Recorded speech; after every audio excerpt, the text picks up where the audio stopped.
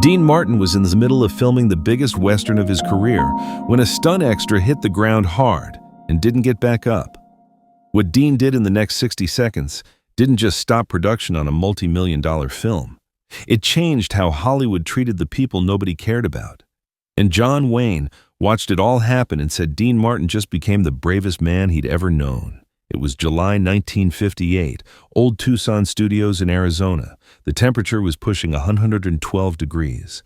Dean Martin, John Wayne, and director Howard Hawks were deep into production on Rio Bravo, a Western that would become one of the greatest films ever made. But on July 23rd, something happened on that set that revealed who Dean Martin really was when the cameras weren't rolling. The movie business in 1958 was brutal. Studios treated human beings like replaceable parts in a machine. Extras, stunt performers, crew members, they were invisible, disposable. If you got hurt, that was your problem. The show kept rolling. You either got back up or you got replaced. Dean Martin had seen it his whole career, but he'd never been in a position to do anything about it. Show up looking cool, say your lines, collect your check, go home. That's what everyone expected. But something was different about Rio Bravo. Maybe it was working with John Wayne. Maybe it was the heat, the intensity of the shoot. Or maybe Dean had just reached a point where he couldn't stay silent anymore. July 23rd was the day Dean Martin stopped being just an entertainer and became something else entirely. The scene they were shooting was a bar fight, classic Western stuff. They'd hired about 30 stunt performers and extras from Tucson working for $75 a day. Good money in 1958 if you survived the day to collect it. One of those extras was a 34-year-old former rodeo rider named Tommy Mitchell. He had a wife, Sarah, and 2 little girls. He'd been thrilled to get hired on Rio Bravo. Working with John Wayne and Dean Martin, that was the kind of credit that could change a stuntman's career. Tommy's job was simple. During the bar fight, get thrown through a breakaway window, hit the ground outside, roll twice, and stay down. Easy stuff for a guy who'd been thrown off horses for a living. The breakaway window was made of sugar glass, designed to shatter safely on impact. Standard Hollywood trick. But what nobody knew was that the construction crew had made a mistake. The window frame that was supposed to be breakaway wood was actually reinforced with metal supports. Someone had grabbed the wrong frame that morning. It looked identical, but it was built to last, not to break. The assistant director called action. The bar fight erupted. Right on cue, 2 stuntmen grabbed Tommy Mitchell and hurled him toward that window. Tommy hit the glass at full speed. The sugar glass shattered perfectly, but the window frame didn't give. The metal reinforced frame caught him mid-flight, like a clothesline. The sound was sickening. A wet crack that echoed across the desert silence. Tommy's body twisted in midair, and he dropped 12 feet straight down onto the hard-packed dirt. He didn't roll. He didn't move. He just lay there motionless. The assistant director yelled, "Cut." For 3 seconds, the entire set was silent. Then everyone started moving at once. The medic grabbed his bag and ran. Dean Martin, still in full costume, pushed through the crowd to see what happened. Tommy Mitchell was conscious, but barely. His left arm was bent at an angle that arms aren't supposed to bend. Blood was pouring from his head. Worse, he wasn't moving his legs. The medic said the words everyone feared. "We need an ambulance now. This is serious." The production manager, Gerald Foster, appeared. He was the studio's guy, the numbers man. He took one look at Tommy and said something that made Dean's blood run cold. "Get him off my set, put him in someone's car and take him to the hospital, and find out who grabbed the wrong window frame. They're fired." That was it. No concern for Tommy. Just get him off my set like he was a piece of broken equipment. The medics started to argue, but Foster cut them off. "We're losing light. Every minute we're not shooting costs this studio $10,000. Get him out of here and reset the scene." Dean Martin heard every word, and something inside him snapped. Not the explosive kind of snap, the quiet kind, the dangerous kind. He walked over to Foster, his face calm, his voice low. "What hospital are they taking him to?" Foster barely looked at him. "Tucson General, I guess. Why? Who's paying for it?" Foster finally looked at Dean. "That's not our problem. He signed a waiver. It's part of the job. So the studio's not covering his medical bills? The studio provides on-set medical care. Anything beyond that is his responsibility. That's standard. Now we need to reset this scene." Dean stood there for a moment. Then he said 3 words that changed everything. "Reset the scene without me." Foster's face went red. "Excuse me? You heard me? I'm not shooting another frame until I know that man's medical bills are covered." The entire set went quiet. John Wayne emerged from his trailer and stood watching. Howard Hawks put down his script. Everyone sensed something big was happening. Foster tried to laugh it off. "Dean, come on. Don't be dramatic. This is how it works. Not anymore, it doesn't. You have a contract. You can't just refuse to work." Dean took off his costume hat and handed it to a crew member. "Watch me." Foster stepped closer, his voice threatening. "You walk off this set and you'll never work in this town again. Warner Brothers will bury you. You'll be finished." Dean didn't flinch. "Then I guess I'm finished. But that man isn't going to go bankrupt because your construction crew screwed up." The silence was absolute. In 1958, actors didn't challenge studios like this. If they wanted to destroy your career, they could. Dean Martin knew this. Everyone knew this. But Dean was standing his ground anyway. Foster played his trump card. "You're holding up a production that employs 150 people. Every day we don't shoot, that's 150 people not getting paid. You really want that on your conscience?" Dean looked around at the crew, and then he said something that changed everything. "How many of you have been hurt on a set and had to pay your own medical bills?" For a moment, nobody moved. Then slowly, hands started going up. 1, then 3, then a dozen. More than half the crew raised their hands. Broken bones, concussions, burns, falls.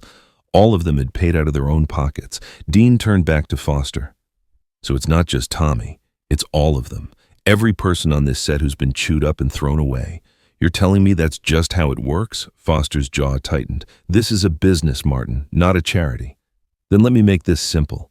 Either Warner Brothers pays every penny of Tommy Mitchell's medical bills, surgery, rehab, everything, or I walk, and I take this story with me. I'll tell every reporter in Los Angeles exactly why Rio Bravo shut down. The threat hung in the air. Dean threatening to talk to reporters was dangerous. That could turn into a scandal that would cost the studio millions." Foster's face went from red to purple. "You don't have that kind of power." That's when John Wayne stepped forward. He walked right up to Foster and stood next to Dean, not saying a word, just standing there. The message was clear. Whatever Dean does, I'm with him. Howard Hawks joined them, then the cinematographer, then the stunt coordinator. One by one, key members of the production walked over and stood with Dean Martin, a silent wall of solidarity. Foster looked around. He was outnumbered, outmaneuvered. If Dean walked, the movie was dead. If this turned into a scandal, the damage would be catastrophic. Foster pulled out a handkerchief and wiped his face. "I need to make a call." He disappeared into the production office. Dean didn't move. He just stood there, arms crossed, waiting. The crew didn't reset the scene. Nobody moved. Tens of thousands of dollars burning away, but nobody cared. Something bigger than money was happening. 20 minutes later, Foster emerged. His face was carefully neutral. "Warner Brothers will cover Mr. Mitchell's medical expenses. All of them. And we'll be reviewing our insurance policies for the entire crew." Dean didn't smile. He just nodded. "I want that in writing today. You'll have it by end of business. And I want to know Tommy's condition before we shoot another frame." Foster hesitated, then nodded. "Fine." Dean turned to the crew. "Anybody here want to keep working under these conditions? Speak up now. Because if we're going to do this, we're going to do it right. Nobody else gets hurt and left behind." Nobody spoke up. The answer was written on every face. Howard Hawks cleared his throat. "All right then, let's take the rest of the day. We'll resume tomorrow morning." As the crew dispersed, John Wayne pulled Dean aside. "That was the gutsiest thing I've ever seen. You know you just made yourself a target, right?" Dean shrugged. "Then they remember it. I'm tired of pretending I don't see what's happening to people." Wayne studied him, then extended his hand. "You're all right, Martin. You're really all right." That night, Dean Martin went to Tucson General Hospital. Tommy was in surgery. His wife Sarah was in the waiting room, terrified, clutching a hospital bill estimate that would have bankrupted their family. Dean sat down next to her. "Mrs. Mitchell, I'm Dean Martin. I was there when your husband got hurt." Sarah looked up, her eyes red from crying. "Is he going to be okay?" "The doctors are doing everything they can, but I need you to know something. Warner Brothers is paying for everything, every penny, surgery, rehab, lost wages, everything. You don't have to worry about the money. Sarah stared at him. What? How? Because what happened to your husband wasn't his fault, and it's not right that you should suffer for it. Sarah broke down crying. Not from fear, but from relief. Dean stayed with her until Tommy came out of surgery. 3 hours sitting in an uncomfortable plastic chair, just being there. Because nobody else from the production was. Tommy Mitchell survived. The surgery repaired most of the damage, though he never regained full mobility. He could walk again, though with a limp. He never did stunt work again. But Warner Brothers paid his medical bills, all $18,000, and 6 months later, they hired him as a stunt coordinator. Rio Bravo resumed production the next day. John Wayne watched Dean differently now, with respect, with something close to reverence, and the crew would walk through fire for Dean Martin after that. Not because he was a star, because he'd stood up when it mattered. The studio did try to retaliate. Dean's next 3 film offers were mysteriously withdrawn. The blacklist was real. But Dean had John Wayne's loyalty. He had Howard Hawks telling everyone what really happened, and he had a crew that spread the word. Within 6 months, the story became legend in Hollywood, not in the press, but among the people who actually made movies. Dean Martin became something more than a star. He became a hero. In 1959, the Screen Actors Guild pushed through new insurance requirements for productions. Studios were required to carry comprehensive coverage for all performers, including extras and stunt workers. The change was directly influenced by what happened on Rio Bravo. Dean never took credit for it, but everyone knew. Tommy Mitchell kept in touch with Dean for the rest of Dean's life.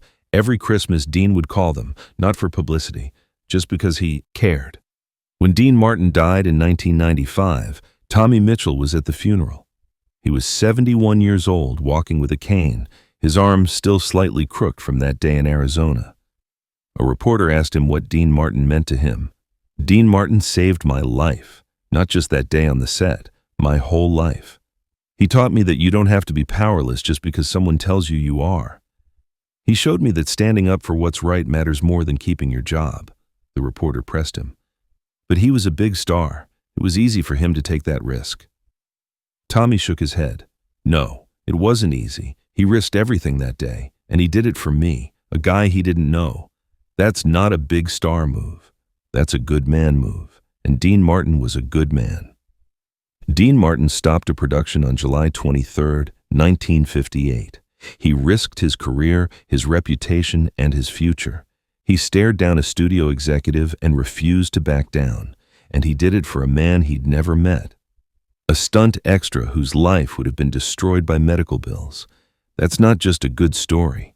That's a blueprint for how to be human. That's a reminder that fame and fortune mean nothing if you don't use them to protect the people who can't protect themselves. Dean Martin wasn't a crusader. He was just a guy who saw something wrong and refused to pretend he didn't see it. He stood up. He spoke up. And he refused to let the machine grind up another human being. That's the Dean Martin story that should be told. Not the cool guy with the martini glass. The man who stopped a movie set and said, "Fix this or I walk." The man who risked everything for a stranger. Because that's not just courage. That's character. This is Dean Martin Legacy Stories. If this story moved you, hit like and share it with someone who needs to see what real integrity looks like. Subscribe for more untold stories of the man who stood up when it mattered. Until next time, keep swinging, pal.